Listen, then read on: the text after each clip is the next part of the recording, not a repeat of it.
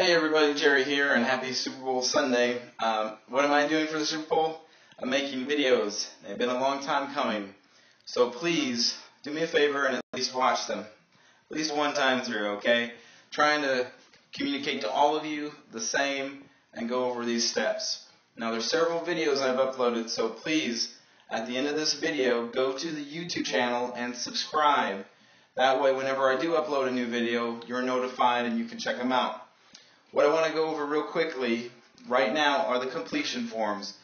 What are we looking for on the completion forms when we send them in? I'm going to go over that real quickly. Now, what I've done here is I've gone ahead and printed out a completion form, all of the pages. Now, as many of you know, for Sears, these are 7 pages. You've got a customer copy here, and you got this thing didn't print on the first page, and then this page here for the change of specs, and then a provider copy with the barcode that does not work, and then another page that didn't fit on the first page, and then another page, and then another page with important information that we might need, like for example, there's a dish kit with this dishwasher, maybe some special notes, pickup location, and then another page that I don't understand.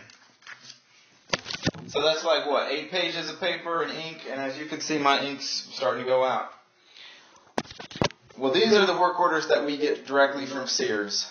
And if anything ever goes wrong and you get one of these work orders, we're working on some changes. But when you send in a work order that's like this, that's formatted this way, this is what we need it to look like. I'm going to walk you through it. Now with this one in particular, we're going to need the arrival time and the departure time. So you're going to make sure you put in there what time and then put your initials by it. Okay? So we need that filled out, the times. We're going to want the serial number somewhere over here on the right side of that box. If for any reason you have anything outside of 100% installation, and the customer understands and is going to take care of it, or have someone come out and do it, or like the counter's not level, so that's why it's not sitting perfectly 100% level. Anything out of the ordinary needs to be noted on the work order. That way we have a way to go back and say, well, we wrote it down and the customer signed off on it. Please help us with this. This is protection for you having to go out and waste another trip to out there when the customer already said, oh yeah, that's right, you told me that the cabinets were cockeyed and that's why it's not perfectly plumb, or whatever the case may be. Okay, so any of those special notes are going to go right in here. Alright, then we're going to print the name of the technician. Okay? Very important. We're going to sign the name and we're going to date the name.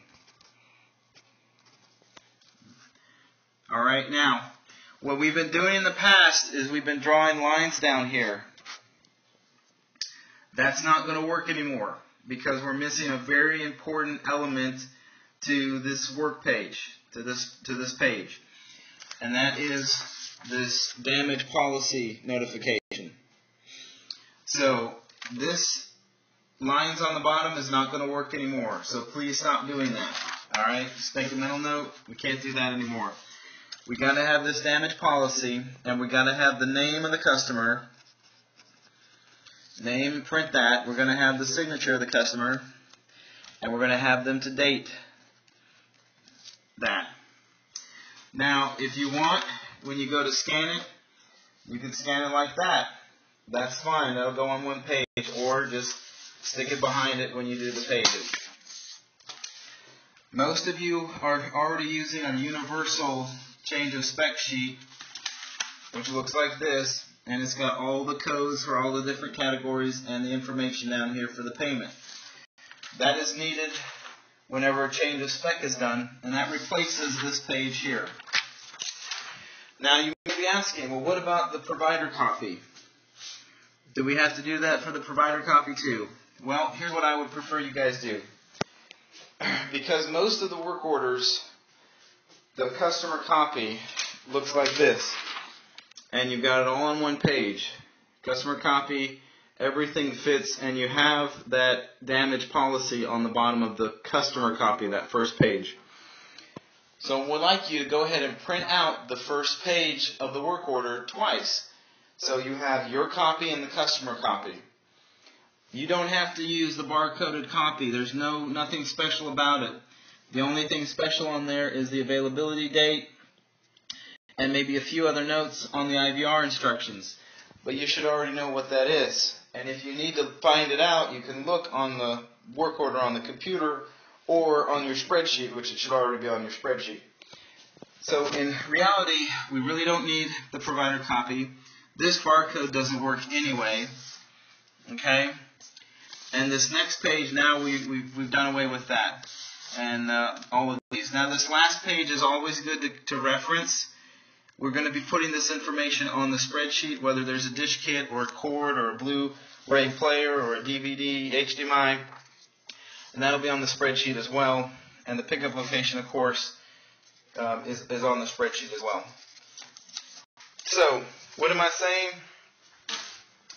Most of your work orders are going to look either like this, with your time, and with special notes, serial number, your signature, da-da-da, and then the customer signature and that damage waiver. Or they're going to look like this, where it's all on one page. And we need the same thing. Time, serial number, print, sign, date. Customer name, print, sign, date.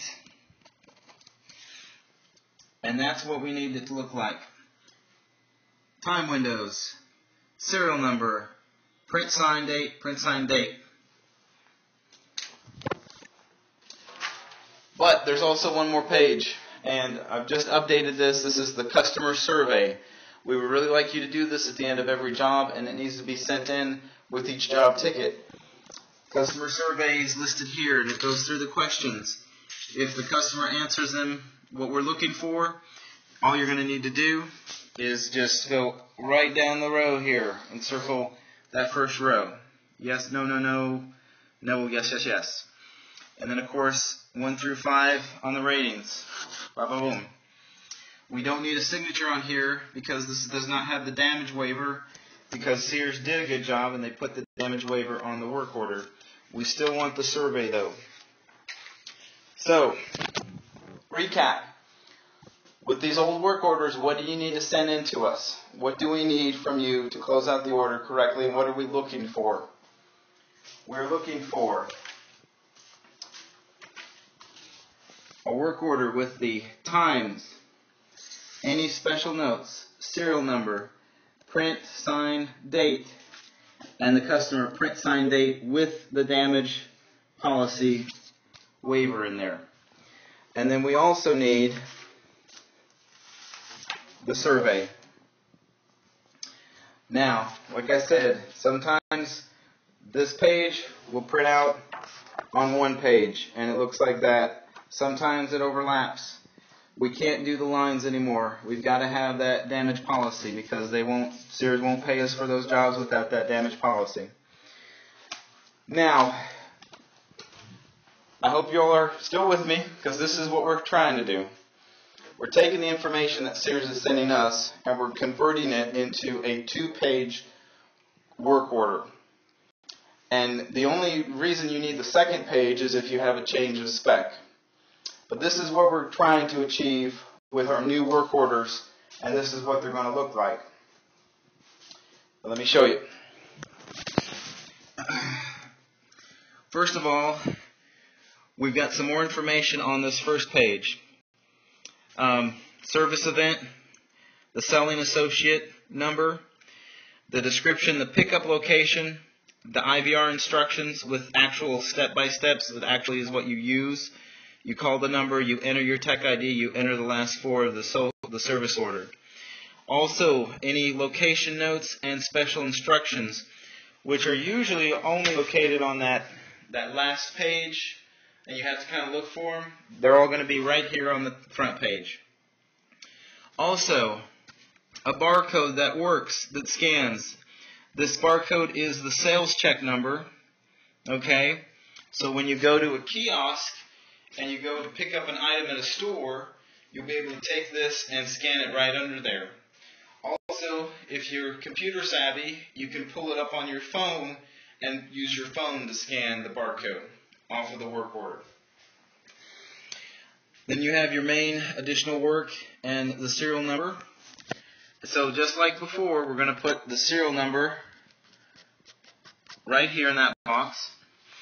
You have the name of the tech and the name of the customer. Now that's already printed for you because that shouldn't be different. So we don't have to fill that out. It's already printed. All we need is your signature and the date. And then we need the customer signature, of course, and the date. Now you notice the damage policy is right there. Customer signature and date. Then you have your time windows, which are right here, and that's where you're going to put in your time and your departure time, arrival and departure time. And then you have the survey is built right into the work order, and you're going to go through it and you're going to select which ones are which. Now you can do all of them, or if there was one of these that's no, then you can do no and then just do a few, whatever works. All on one page. One page deal. If you ever do need the change of spec, it's on the second page. If you want, print out 20 of these copies of the change of spec and just print out the first page of the work order twice for the customer and for yourself.